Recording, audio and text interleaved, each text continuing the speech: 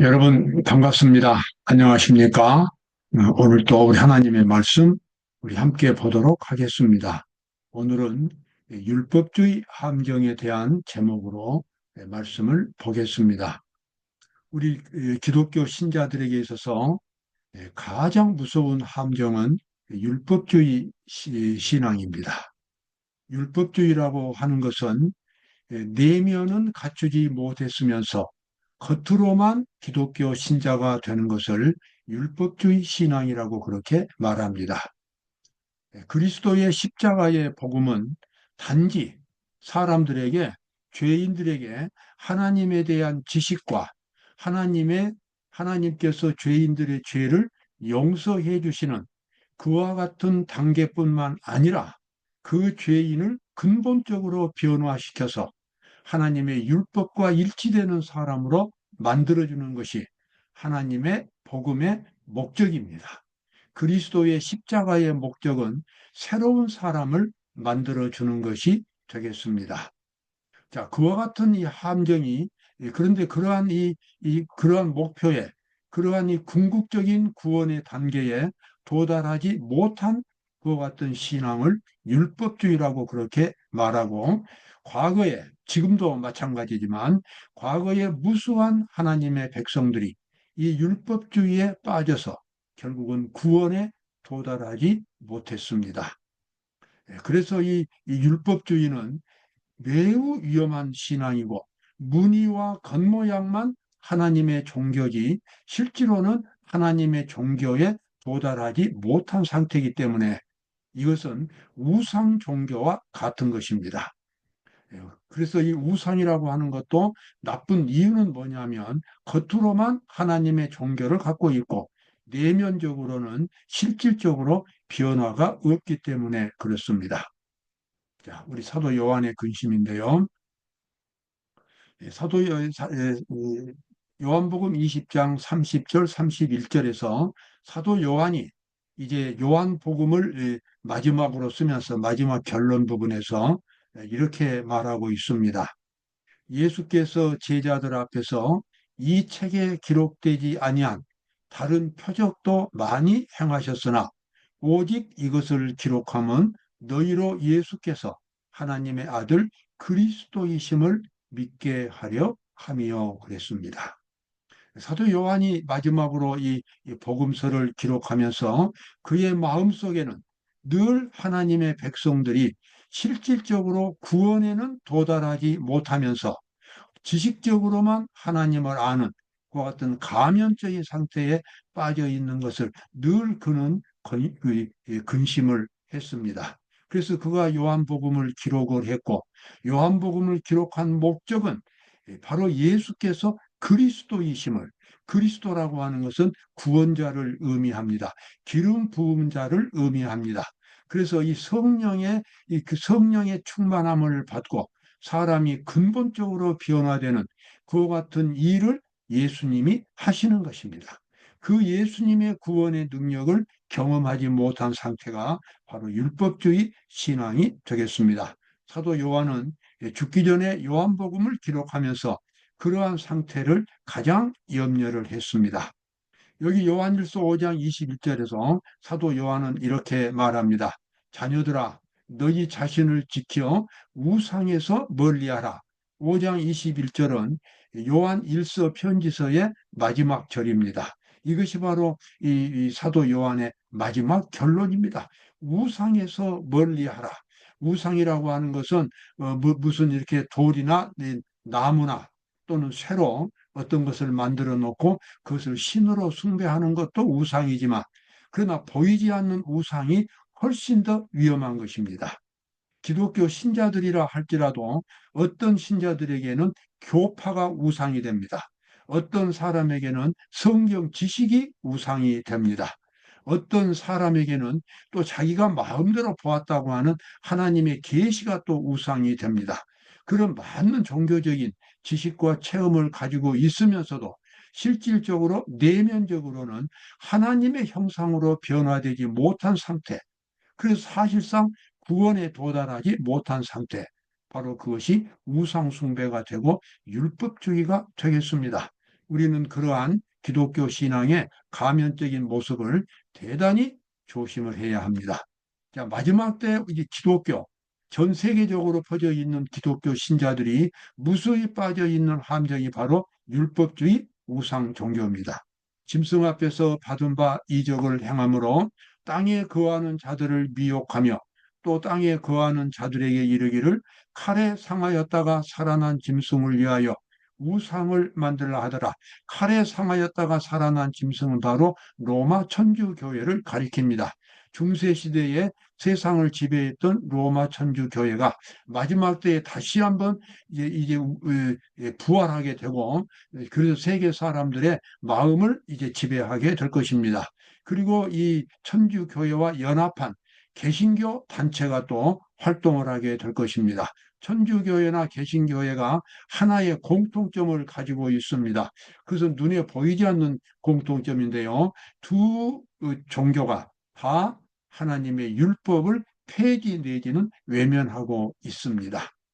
하나님의 율법이 폐지되거나 외면하고 있다고 하는 것은 근본적으로 사람이 회개를 불가능하게 만듭니다. 왜냐하면 죄인은 하나님의 율법을 통해서 하나님의 모습을 보게 되고 그 앞에서 회개를 하게 됩니다. 그런데 율법을 외면하거나 율법을 폐지시켜 버리면 그와 같은 거룩한 하나님의 형상을 볼 수가 없기 때문에 그들은 회개할 수 없고, 그래서 근본적으로 죄에서 돌이킬 수가 없습니다. 그 결과로 그들은 하나님을 믿는다고 하면서도 여전히 이 근본적인 변화를 경험하지 못하게 됩니다.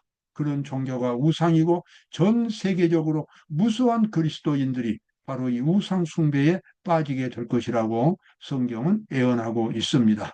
자, 여기 나와 있는 이 인물들, 여러분께서 성경을 읽으신 분들은 아실 겁니다. 니고데모라고 하는 사람입니다. 나이가 많은 상태에서 예수님을 찾아왔고 구원의 진리를 물었던 사람입니다. 또 예수님의 제자 베드로, 또 나사렛 마을 사람들, 물론 베드로는 나중에 위대한 그리스도인이 되었고, 니고데모는 또 나중에 구원의 진리를 깨닫고 예수님을 믿었습니다. 그래서 구원을 받았습니다.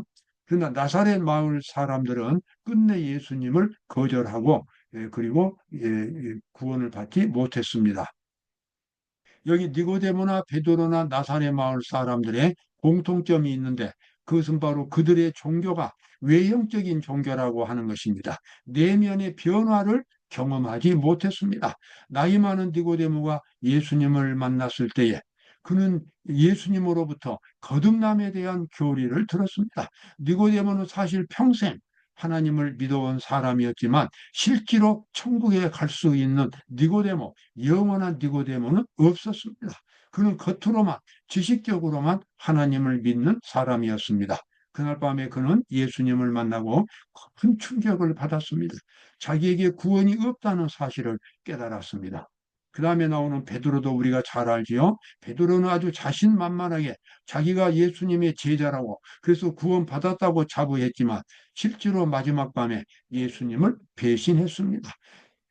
그날 밤에 베드로는 참된 신앙이라고 하는 것은 말로 하는 고백이나 어떤 교파나 조직이나 지식이 아니라 진실로 마음의 깊은 변화를 경험하는 것, 하나님의 형상으로 바꿔지는 것이 바로 종교라는 것을 베드로는 깨달았습니다. 나사렛 마을 사람들도 역시 마찬가지입니다. 그들은 안식일마다 회당에 모여서 예배를 드렸지만 그들의 마음에 들지 않는 청년 예수를 그날 설교당의 산상에서 끌어내리고 이 청년 예수에게 폭행을 가하고 아주 죽여버리려고 마음먹은 아주 포악한 성격이 그대로 드러났습니다. 자, 이와 같은 내면적인 변화가 없는 상태에서 외면에 나타나는 경건한 모습은 가치가 없는 것입니다. 말로 하는 고백도 가치가 없는 것입니다. 이 모두가 다 율법주의 종교요, 우상 종교가 되겠습니다. 우리 그리스도인들이 가장 조심해야 할 함정이 바로 이 율법주의 함정이 됩니다. 자, 이 사도행전 27쪽에 나와 있는 말씀, 그리스도께서 제자들과 함께 보내신 날 동안 사랑의 주님께서 일어난 모든 일에 비추어 성경 말씀을 설명하시는 것을 들었을 때 들었던 그들의 믿음은 더할 수 없이 견고하게 되었다. 여기 지금 예수님의 제자들에 대한 이야기입니다. 사실상 이 제자들은 예수님과 함께 3년 반 동안 예수님으로부터 말씀을 듣고 예수님의 능력을 보았지만 마지막 순간까지 그들은 구원을, 깊은 구원을 경험하지를 못했습니다. 실제로 그들의 마음의 깊은 변화는 없었습니다. 예수님은 그 사실을 너무나 잘 아셨습니다. 그래서 예수님께서 십자가에 달려 돌아가신 후에 3일 만에 부활하셨고, 그리고 부활하신 후에 40일 동안 제자들과 함께 지내면서 예수님께서 구약 성경에 비추어서 예수님의 사명을 낱낱이 설명해 주셨습니다. 그 40일 동안 12제자와 또 다른 제자들 전부 120명쯤 됩니다. 그 사람들이 성경 말씀의 강습을 통하여 그들의 신앙은 이제 아주 견고하게 되었습니다. 그리고 이 성령 충만을 받을 수 있는 마음의 준비를 갖추게 되었습니다. 여러분, 그렇습니다. 구원받을 수 있는 믿음은 성경 말씀을 통해서 오는 것입니다. 성경 말씀은 곧 율법이고 하나님의 계명입니다. 우리의 진정한 믿음은 말씀을 통해서 하나님을 볼 수 있을 때에, 말씀을 통해서 하나님의 거룩한 형상을 볼 수 있고 그 앞에 서 있는 자기 자신의 모습을 비교해서 볼 때에 그 사람은 진정으로 회개하게 되는 것입니다. 그러므로 하나님의 율법, 성경은 대단히 중요한 것입니다. 성경이 없으면 참된 믿음을 가질 수가 없습니다. 율법이 없으면 회개할 수가 없습니다. 사탄은 이것을 알기 때문에 마지막 때 그리스도인들에게 율법을 빼앗았습니다. 그래서 겉으로는 하나님을 열심히 믿고 구원받은 것 같지만 실질적으로는 그들의 내면의 정신적인 변화, 품성의 변화는 일어나기가 대단히 어려운 것입니다. 바로 이것이 마지막 때의 우상 숭배가 되겠습니다. 율법주의는 우상 숭배입니다. 자, 여기 로마서 2장 21절 사도 바울이 아주 위대한 종교 문서인 로마서를 기록할 때에 어떤 이 하나님을 믿지 않는 이방인들을 위해서 기록한 것이 아니라 실제로 바울은 하나님을 믿으면서도 율법주의에 빠져 있는 그리스도인들을 위해서 로마서를 기록을 했습니다. 믿음으로 말미암은 의인 것입니다. 우리는 로마서를 연구할 때에 그 점을 주의 깊이 봐야 합니다. 로마서의 참된 마지막 최후의 목적은 하나님의 율법을 지키는 것에 그 초점을 맞추고 있습니다. 율법을 지킨다고 하는 것은 자신이 완전히 깨어지고 그리스도의 의를 믿음으로 받아들인 후에만 가능하기 때문에 율법을 지킨다는 것은 곧 구원을 의미하는 것입니다. 수많은 그리스도인들이 율법에 대한 순종 없이 구원을 외치지만 그것은 거짓 함정에 불과한 것입니다. 로마서 2장 21절에서 사도 바울이 이제 로마에 있는 그리스도인, 더 나아가서는 수많은 그리스도인들, 율법주의에 빠져 있는 그리스도인들을 향하여 그가 편지를 쓰면서 이렇게 말했습니다. 그러면 다른 사람을 가르치는 네가 내 자신을 가르치지 아니하느냐? 도적질 말라 반포하는 내가 도적질 하느냐? 이 사도 바울의 이 말씀은 저를 포함해서 우리 수많은 그리스도인들이 공감하는 말씀입니다. 입으로는 원칙을 말하고 입으로는 하나님의 거룩한 기별을 말하지만 자기 실제로 내면 세계는, 정신 세계는 여전히 죄를 짓는 본성을 가지고 있고 그리고 남이 안 보는 데서 율법을 어기는 일을 많이 하고 있는 것입니다. 사도 바울은 그 사실을 지금 말하고 있습니다. 진정한 그리스도인은 어떤 행위로 나타내기 그 이전에 마음에서부터 하나님의 율법과 일치되는 변화된 인격을 갖추는 것을 참된 순종이라고 말하는 것입니다. 믿음으로 말미암은 의의 목적은 바로 그 사람을 율법과 일치되는 품성을 만드는 데에 그 초점이 맞춰져 있습니다. 하나님의 거룩한 능력으로 예수 그리스도의 능력으로 성령의 감동을 통해서 죄인이 마음속에 하나님의 율법과 일치되는 그와 같은 품성을 갖추게 될 때에 이미 그 사람은 행위로 나타내기 이전에 이미 그의 인격이 하나님의 율법과 일치된 상태에 있는 것입니다. 여기 나와 있는 것은 지금 율법주의에 대한 책망입니다. 다른 사람을 가르치는 내가 내 자신을 가르치지 아니하느냐? 도적질 말라 반포하는 내가 도적질하느냐? 예, 바로 율법주의의 통렬한 그런 책망이 되겠습니다. 그래서 사도 바울은 이제 로마서 7장에서 이렇게 말합니다. 전에 법을 깨닫지 못할 때에는 내가 살았더니 계명의 이름에 죄는 살아나고 나는 죽었도다. 자, 전에 법을 깨닫지 못한다고 하는 것은 하나님의 율법을 문자적으로만 이해를 했다는 것입니다. 자, 살인하지 말라는 계명은 사람을 죽이는 것만 생각을 했습니다. 그러나 실제로 사도 바울이 하나님의 율법을 깨달았을 때는 상대방에 대한 증오, 상대방에 대한 멸시, 조롱, 이러한 것들을 모든 것이 다 살인죄에 해당이 된다는 것입니다. 하나님의 율법은 밖에 나타난 행동을 심판하실 뿐만 아니라 마음속에 있는 동기까지, 의지까지, 생각까지도 거룩하게 되어야만 하나님의 율법 앞에서 심판을 통과할 수 있다는 것을 바울은 알았습니다. 법을 그렇게 깨닫고 나니까 자기가 완전히 죄인인 것을 알았습니다. 전에 법을 깨닫지 못할 때는 자기가 살았다고 생각을 했지만 실제로 하나님의 계명을 보고 나니까 죄는 살아나고 나는 죽었다고 하는 것입니다.